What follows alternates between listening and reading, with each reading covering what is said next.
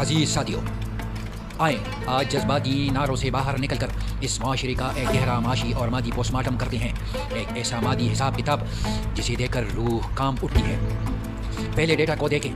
World bank کے مطابق پاکستان کی 40% آبادی یعنی تقریباً 9 کروڑ انسان خط غربت سے نیچی زندگی گزار رہی ہے۔ خط غربت کا مطلب ہے کہ ان کے پاس 2 وقت کی روٹی، صاف پانی اور علاج جیسی بنیادی مادی وسائل بھی موجود نہیں ہیں۔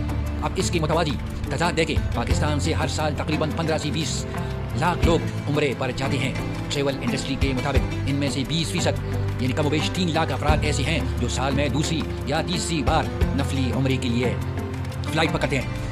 ذرا ریاضی کریں، 5 لاکھ روپے کے اوسط پیکج کے حساب سے یہ سالانہ تقریباً 150 ارب روپے بنتا ہے۔ یہ وہ قیمتی ملکی سرمایہ ہے جو ہر سال ایک انفرادی روحانی تسکین کے لیے بیرونی معیشت میں منتقل ہو جاتا ہے۔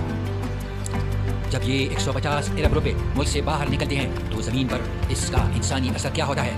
پہلا اثر، نیشنل نیوٹریشن سروے کے مطابق ہمارے 40% سے زیادہ مائیں اور بچے شدید ترین معاشی زندگی اور غذائی قلت کا شکار ہے۔ دوسرا اثر، عالمی ادارے صحت یعنی WHO کا ڈیٹا بتاتا ہے کہ معاشی تنگدستی اور قرضوں کے بوجھ کی وجہ سے پاکستان میں سالانہ 15,000 سے 20,000 انسان خودکشی کر لیتے ہیں۔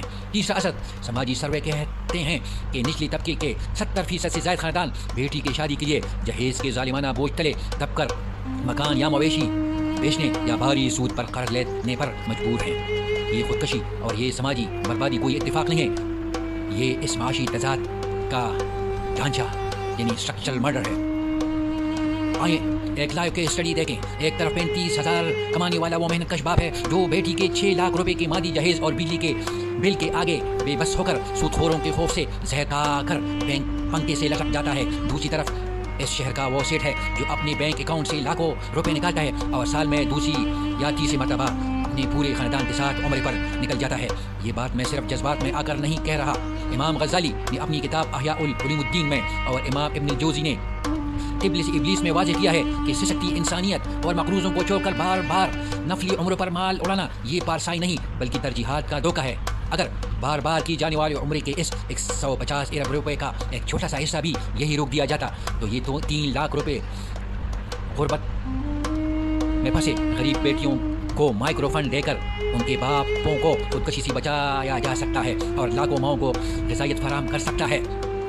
بس ثابت ہوا کہ اسلام سرمایہ کو جمود میں رکھنے کا نہیں بلکہ اسے نیچے کی طرف بہانے کا حکم دیتا ہے۔ ایک بار نفلی عمرے کے بعد دوسری اور تیسری بار کے اس سرمایہ کو اپنی ہی ارد گرد کے سسکتے انسانوں پر وقف کرنا سب سے بڑی عبادت ہے۔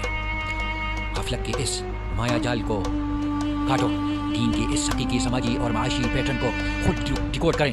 اٹھو، پڑھو اور اسلام کے اس حقیقی نظام مواخات کو قائم کرنے کے لیے اپنا کردار ادا کرو۔ اب فیصلہ آپ کا ہے۔